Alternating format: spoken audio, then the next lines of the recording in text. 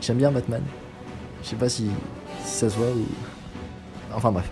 Le film a beau ne durer que 2 minutes, j'ai énormément de choses à dire sur sa fabrication. Je pourrais créer un roman, en plusieurs tomes, une saga même. Mais ce serait pas très intéressant. Donc on va synthétiser. Tout d'abord un peu de contexte.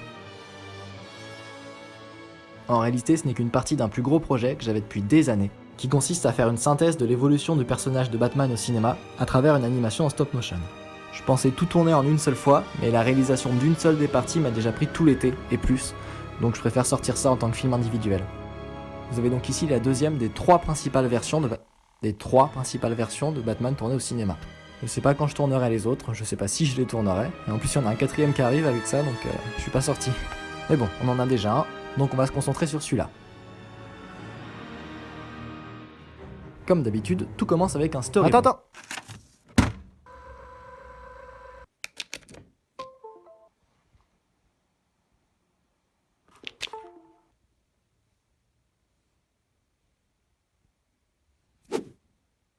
Storyboard terminé en février 2021, puis la vie, puis début du tournage en juillet 2021, après moult problèmes techniques bien entendu. J'ai donc dû me livrer à la fastidieuse tâche de revoir le film de Tim Burton pour analyser le découpage et la composition des plans, les mouvements de caméra, la mise en scène, la musique, le son, le rythme, etc. Et tenter de recréer ça au mieux dans une animation Lego. J'ai même recréé certains plans tels quels.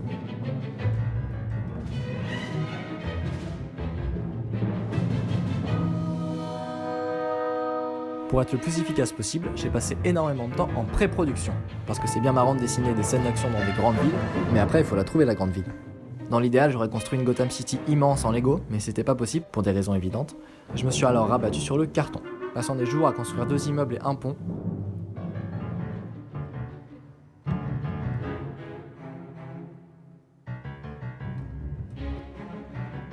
À les peindre en respectant les gammes de couleurs de Lego, et les vernir pour qu'ils soient réfléchissants comme du plastique et se fondent mieux dans le décor, parmi les 2-3 buildings que j'avais déjà à disposition. Il fallait ensuite les placer intelligemment en fonction de l'angle de la caméra, pour donner l'illusion que la ville est immense et s'étend sur des kilomètres alors que non. Et pour le fond, j'ai fait imprimer le matte painting original qui a été utilisé dans le film, toujours placé de manière à ce qu'on croie que ce soit la continuité des immeubles au premier plan. Si Sherlock Holmes était ma vidéo fond vert, celle-ci est ma vidéo fabrication de décors, ce qui m'a fait gagner énormément de temps en post-production aussi, puisque dans la plupart des cas, j'avais juste assemblé les images telles quelles, et pas retravailler chaque plan pendant des heures. En même temps, là, le décor était plus facile à réaliser, et je préfère faire de cette manière quand c'est possible. Bon, certaines scènes ont quand même nécessité un fond vert ou bleu, même si dans l'absolu j'aurais pu peindre des nuages sur un carton géant et...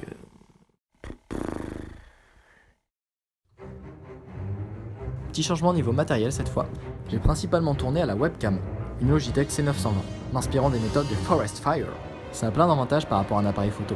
Comme elle est petite, elle peut se glisser dans le décor et donner des points de vue très immersifs, un peu à la manière de ma première caméra HUE en meilleure qualité. L'appareil photo était quand même nécessaire sur quelques scènes, celle sur fond vert notamment, puisque la qualité elle reste quand même bien supérieure et j'ai besoin d'un maximum d'informations dans l'image pour travailler les effets spéciaux. Ou parfois simplement pour recréer l'effet de distance créé par les plans tournés à la longue focale par Tim Burton. Et les deux s'enchaînent assez bien, à moins qu'on le sache, on ne voit pas trop la différence quand on passe d'un plan webcam à un plan appareil photo. Et enfin des lampes, beaucoup de lampes. D'abord des lampes de bureau comme j'utilisais avant, il en fallait énormément puisque le décor était très grand, et entre le capteur microscopique de la webcam et le fait que je dois fermer le diaph de l'appareil photo pour recréer une grande profondeur de champ et ne pas trahir le fait que je filme des miniatures, il faut beaucoup de lumière, beaucoup de lumière. Mais de ce côté aussi, il y a une nouveauté, j'ai enfin pu acquérir ces toutes petites LED qui se glissent entre les briques de Lego, qui peuvent s'utiliser pour les phares, les lampadaires, les vitrines, et rendre la scène bien plus vivante. Ça permet aussi de faire en sorte que les lumières interagissent avec le décor, comme ici, ce qui n'aurait pas été le cas si j'avais ajouté les phares numériquement. Toujours Dragon Frame pour le stop motion, et toujours à 15 fps. Personnellement, c'est la fréquence d'image que je préfère pour le stop motion. Un des gros défis à relever pour ce film était l'éclairage, puisque l'action se passe de nuit, mais dans une ville éclairée. Il fallait donc constamment trouver ce juste milieu entre le fait que ça se passe de nuit et qu'on y voit quelque chose quand même.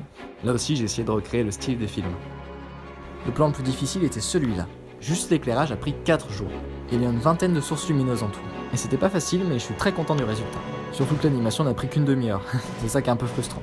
En moyenne, je passais souvent 4 fois plus de temps à préparer le plan qu'à l'animer. Ironiquement, l'animation était limite la partie la plus rapide dans le processus. Surtout pour éclairer un personnage noir, dans une ville noire, avec une voiture noire, des gadgets noirs, une cape noire. Et pour ces 2 plans en SnowRecam, j'ai même été obligé de suréclairer la scène et assombrir numériquement les parties trop claires après. Ce qui est bien dans les films, c'est qu'on doit regorger d'inventivité pour trouver plein de petits bidouillages pour arriver à faire ce qu'on veut faire à l'écran. Encore plus en stop motion. Ce que j'adore dans le film, c'est à quel point tout est faux. Dans le sens où je construisais à chaque fois le minimum de décors nécessaires. Déjà parce que ça faisait gagner du temps, et ensuite parce que j'étais limité matériellement. Ce qui fait que pour quasiment chaque plan, si on bouge la caméra d'1 millimètre, il n'y a plus de décor. Ça s'arrête sur les bords. Tout était créé à chaque fois spécifiquement pour fonctionner uniquement depuis l'angle de la caméra. Et j'adore faire comme ça, je trouve ça super marrant. Un autre défi était de gérer les différences d'échelle des modèles de la Batmobile. Il y en avait 2, une très grosse plus détaillée et une à la taille des figurines. Pour les plans du début, j'ai même dû construire un décor spécialement à l'échelle de la Batmobile plus grosse. Donc 3 jours de fabrication, de tournage et autant de post-production pour rendre ça convenable, tout ça pour 2 secondes à l'écran. Voilà. L'animation. J'ai été confronté au même problème avec la Batwing, mais la plupart des plans étaient sur fond vert, donc j'ai pas eu de problème de décor à construire. Par contre, c'était un casse-tête logistique monstre, parce que la Batwing pèse 1 tonne, et je pouvais pas construire de support articulé pour qu'elle puisse se pencher d'un côté à un autre. J'ai donc passé une demi-journée entière, vissée sur ma chaise, simplement à réfléchir à comment j'allais tourner ces scènes, comment incliner le modèle en fonction de l'angle de la caméra, quel mouvement faire en post-production, etc. Et une fois que j'ai trouvé, c'est allé assez vite.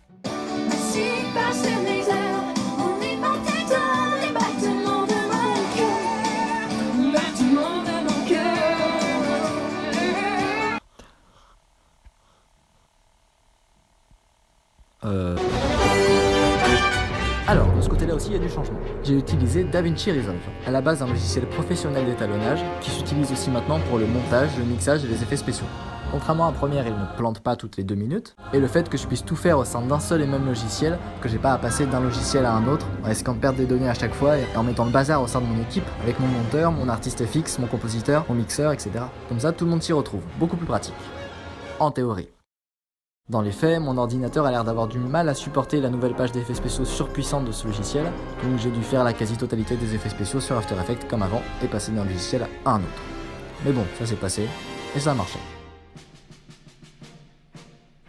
Mais bon, comme je l'ai dit, le travail à ce niveau-là était assez minime cette fois-ci, puisqu'à part la séquence de fin, la plupart des effets étaient faits de manière pratique devant la caméra. J'ai donc surtout utilisé After Effects pour des corrections ou des effets invisibles, comme j'explique dans cette vidéo très intéressante qui n'a pas assez de vues, sur ce film très intéressant qui a pas mal de vues quand même, mais un peu plus ça ferait pas de mal. Et ici il fallait juste effacer des câbles et effacer la pâte à fixe quand elle était visible. Donc très peu d'effets cosmétiques, à part pour la séquence dans ciel encore une fois. Pour lesquels là aussi j'ai essayé d'imiter les vieilles explosions des années 80 avec plein d'étincelles. Le plan le plus difficile à réaliser était celui-là, le dernier plan, le plan 57, qui mélange plusieurs éléments tournés séparément. A la base, je voulais même que la Batwing parte de la caméra et aille jusqu'à la lune d'une seule traite, mais c'était trop compliqué à filmer, même devant un fond vert, et j'ai pensé à utiliser des modèles 3D, mais les temps de rendu étaient beaucoup trop longs avec mon ordinateur. J'ai donc modifié mon idée d'origine pour que la Batwing parte hors champ, et ressorte des nuages juste face à nous. Comme ça, c'est simplement une photo fixe que j'ai animée qui montait devant la lune et qui redescendait. Pareil pour le Joker sur son échelle. Mais le tournage était quand même compliqué au niveau de la Batwing, puisque comme j'ai dit, elle peut pas se déplacer, elle est beaucoup trop grosse et imposante. J'ai donc dû déplacer l'appareil photo pour donner l'impression que c'est la Batwing qui se déplace. Et pareil, c'était compliqué à mettre en place et à penser. Mais le résultat est là, et je suis content.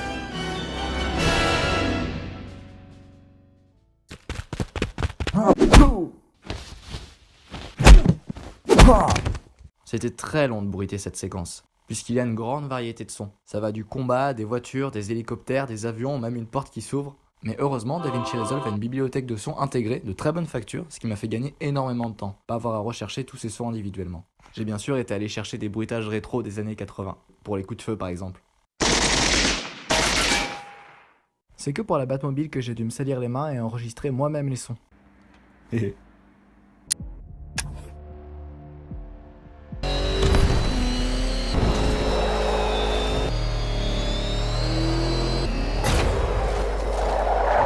Et après les bruitages, même s'il n'y avait pas de dialogue à proprement parler, j'avais quand même besoin de voix. Et c'est là que je remercie du fond du cœur Patrick Cordova, qui a fait un travail génial pour le Joker.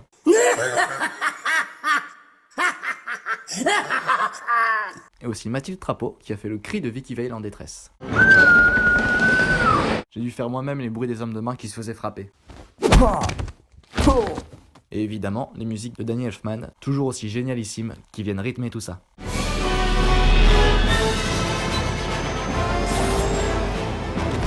Et enfin, l'étalonnage. DaVinci Resolve, c'est le logiciel qui est utilisé pour faire l'étalonnage des films à Hollywood, donc je pouvais pas rêver mieux.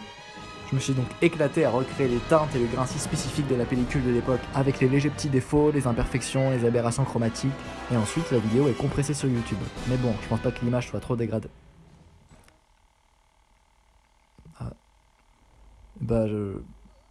J'aurai le fichier original pour moi. Comme ça, voilà, je pourrais apprécier ce que j'ai fait. Génial.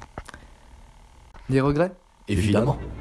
La figurine était équipée d'un bas de grappin, avec un design spécifique au film. Et sur le coup, je suis bête, j'ai pas pensé à l'utiliser. Si j'avais su, j'aurais storyboardé une action avec. C'est dommage. Surtout que je suis pas prêt de le réutiliser, je pense.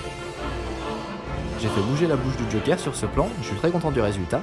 Et sur le plan précédent, j'avais pas encore les voix et je pensais pas qu'il rirait autant. Et du coup, ça fait bizarre, on a l'impression que d'abord elle bouge pas et ensuite elle bouge alors qu'au final la voix est quasiment la même sur les deux plans. En plus, j'aurais aimé le faire cligner des yeux, ça aurait rajouté quelque chose au visage, mais le temps. Donc voilà. Et enfin, j'aurais aimé rajouter de la fumée dans les rues de Gotham. Ça aurait été super bien justement pour imiter cette ambiance des villes américaines dans les vieux films dans lesquels il y avait des tonnes et des tonnes de fumée. Et ça aurait vraiment rajouté ce petit plus authentique, mais toujours le temps. Donc voilà, dommage, mais bon, au final je suis très content du résultat.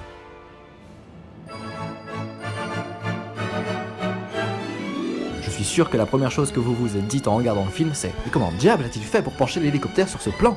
Eh bien je vais y répondre, ne me remerciez pas. C'était trop compliqué de construire un support qui s'inclinait. J'ai donc fait avancer tout droit et j'ai penché la caméra et l'échelle pour que la gravité suive. Et vu que le fond, une fois supprimé, est immobile, on a l'impression que c'est l'hélicoptère qui se penche. C'est ça les petits bidouillages dont je parlais. Et ça marche. Ces petites fêtes donnent un super effet mais ne sont vraiment pas pratiques à utiliser. Le câble est rarement assez long et quand on n'arrive pas à le cacher, il faut prendre du temps pour l'effacer après. Et pour ce plan, j'ai opéré une transition entre les lumières réelles et les lumières numériques. Je m'explique. À un certain point du mouvement, je commençais à manquer de câble. Et avec la voiture qui tourne, l'installation devenait vraiment compliquée. J'ai donc profité du moment où les phares n'étaient pas face à nous pour retirer les LED sur le tournage et continuer sans rien pour les ajouter numériquement après. J'ai donc effectué une transition entre un effet pratique et un effet numérique. En gros, les phares sont réels jusque-là, et à partir d'ici, ils sont numériques. Et ça marche plutôt bien, je suis assez content de la transition. Et enfin, de la même manière qu'ils le font dans les films à prise de vue réelle, j'ai construit plusieurs capes pour Batman en fonction des différentes situations. Ce qui était compliqué, c'était de trouver le bon tissu, qui ait la bonne texture, la bonne consistance, qui soit facile à découper, qui s'effiloche pas trop, et j'ai trouvé dans la capuche de Robert. Donc, un grand merci, tu seras toujours avec moi Robert.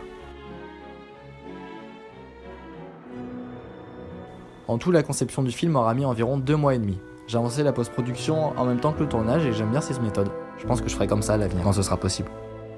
Ce qui est toujours très frustrant en animation, c'est le temps qu'on y met par rapport à la durée finale. Regardez ce plan, 3 jours. Ce plan, 4 jours. Et celui-là, 5 jours.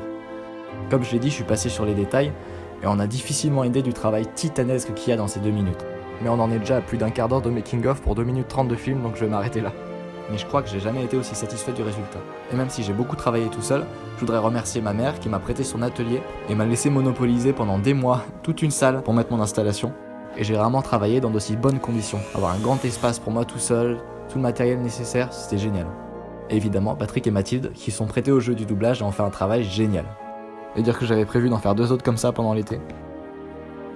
Bon, cette année j'ai encore moins de temps que d'habitude et je pourrais certainement pas relancer un tournage avant l'été prochain. Je sais pas ce que je ferai, peut-être la suite. Et vu la quantité de travail pour en faire 2 autres comme ça va prendre du temps cette histoire.